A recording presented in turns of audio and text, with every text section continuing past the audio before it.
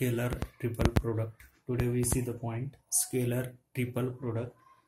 The scalar triple product of three vector is defined as the scalar product of one vector with the vector product of other two vectors. Means for scalar triple product we require three vectors. Suppose here we consider that vector A, vector B and vector C. Now again we see the definition of scalar triple product. It is defined as the scalar product of one vector. Scalar product of one vector means scalar product means dot product. So here we take a dot product.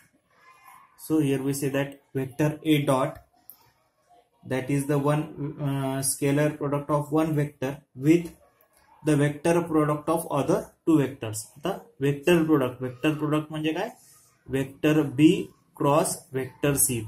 बी आणि C हे दोन जे vectors आहेत, या दोन vectors मध्ये आपण त्या ठिकाणी क्रॉस प्रोडक्ट घेणार आहोत आणि या दोघांचा क्रॉस प्रोडक्ट एका तिसऱ्या वेक्टर सोबत आपण घेतलेला आहे, त्याच्याशी आपण डॉट प्रोडक्ट घेतलेला आहे. So it is known as scalar triple product. A scalar product of one vector with the vector product of other two vector. Scalar प्रोडक्टची डेफिनेशन आपण काय रिपीटेड पुन्हा एकदा सांगतोय. The scalar triple product of three vectors is defined as the scalar product of one vector. Scalar product, dot product means it is known as scalar product of one vector with the vector product of other two vectors. Vector product म्हणजे cross आणि scalar product म्हणजे dot. अशा तीन वेक्टरचा जो product असेल बी cross C हा vector product झाला आणि या वेक्टर प्रोडक्टचा एखाद्या तिसऱ्या वेक्टरशी जर आपण डॉट प्रोडक्ट घेतला, it is known as scalar triple product. और again we say that a scalar product of one vector with the vector product of other two vectors, it is known as scalar triple product. So for that consider three vectors, like here we consider that vector A, vector B and vector C, and if we take its triple product, that is known as scalar triple product.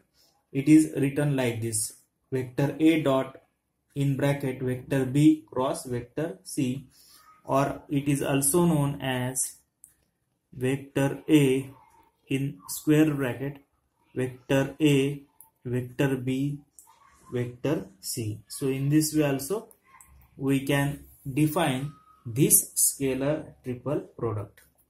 Now let's consider vector A can be written as in its components form, that is I, vector I ax plus j ay plus k a z.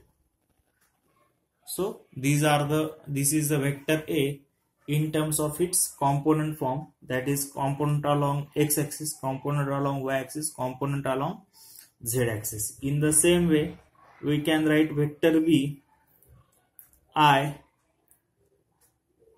bx j by plus k bz. In the same way we write third vector, vector C equal to I cx plus j cy plus k cz. So first we write all these three vector in its component form, that is a vector A like Ix plus jay plus kaz. In the same way we write vector B and vector C. Now we start their triple product. So vector A dot vector B cross vector C. First we can write like this: vector A in the form vector I ax plus j ay plus vector k a z, and the vector product we can write like this. First we write I j k first B vector is there, so write the component of B, Bx, By, Bz. Next vector C is there, so write Cx, Cy, Cz. So in this way we write these three vectors. Okay, now you can easily see it. Now first solve the determinant. So first we write this whole bracket as it is, I, Ax, J, Ay plus K, Az. Okay. Now next nothing is there, so we can't give dot also. Okay, but dot product is there. Okay, so here we write dot product, and in bracket first we solve this determinant. So while solving determinant, we know that first we should take I, then these two terms which are below I, forget it, and take cross product of remaining four terms. म्हणजे by चा cz ची cross product घ्यायचा आहे, cy चा bz ची cross product घ्यायचा आहे. So we take by cz minus cy bz. So in this way we take cross product of by cz minus cy bz. Now next j, while taking j we take minus term minus j.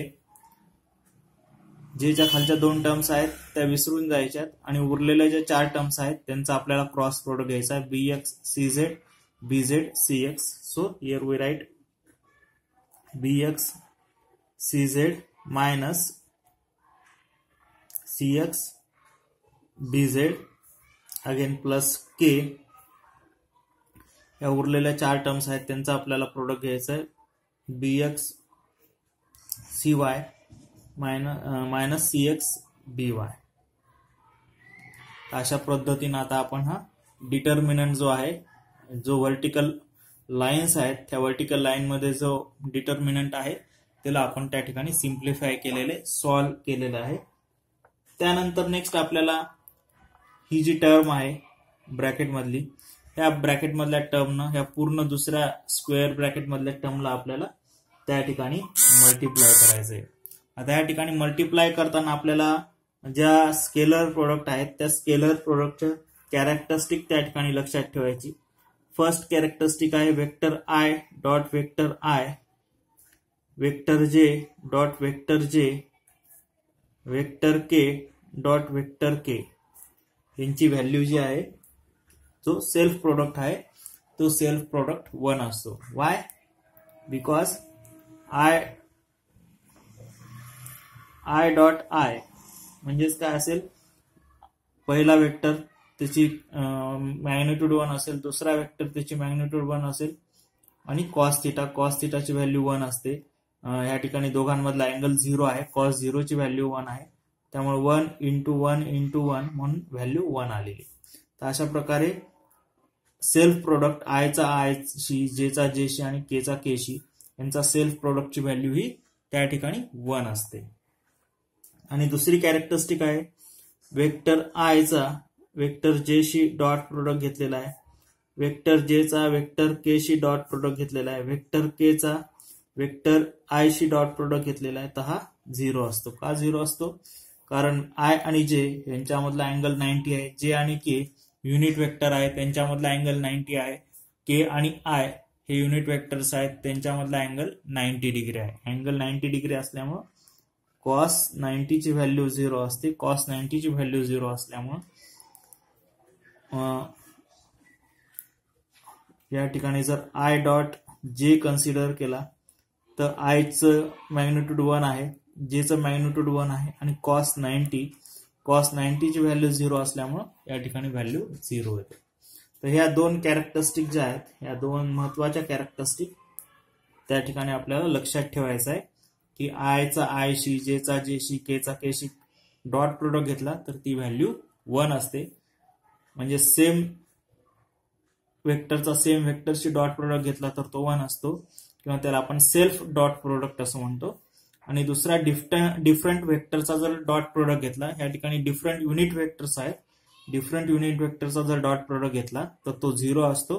कारण ह्या unit vector मध्ये angle हा 90 degree असतो आणि cos 90 ची value ही 0 असते. cos 90 ची value 0 असल्यामुळं त्या ठिकाणी त्यांचा डॉट प्रोडक्ट जो आहे तो डॉट प्रोडक्ट आपल्याला 0 मिळतो. आता नेक्स्ट आपल्याला काय करायचंय, या ठिकाणी IAX ने पूर्ण ब्रॅकेटला मल्टिप्लाय करायचं. तर IX मध्ये ज्यावेळेस या ठिकाणी 3 टर्म्स आहेत. स्क्वेअर ब्रॅकेट मध्ये हा एक पहिला ब्रॅकेट आहे, हा दुसरा ब्रॅकेट आहे, हा तिसरा ब्रॅकेट आहे. पण ज्यावेळेस IAX ना आपण पहिल्या ब्रॅकेटला मल्टिप्लाय करू तर वेक्टर आय चा vector I she dot product घेतला, वेक्टर आय चा vector I she dot product घेतला तर तो 1 असतो. तो 1 असल्यामुळं या ठिकाणी आपण डायरेक्टली लिहू शकतो AX ब्रॅकेटमध्ये BY CZ minus CY BZ आणि I vector I dot vector I तो डॉट प्रोडक्ट 1 असेल.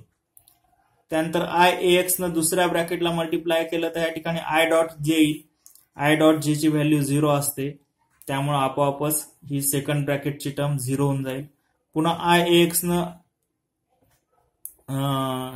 के आणि ह्या ब्रॅकेटला मल्टिप्लाय केलं तर पुन्हा के डॉट आय ची व्हॅल्यू 0 असते, त्यामुळे ही थर्ड ब्रॅकेट 0 येऊन जाईल.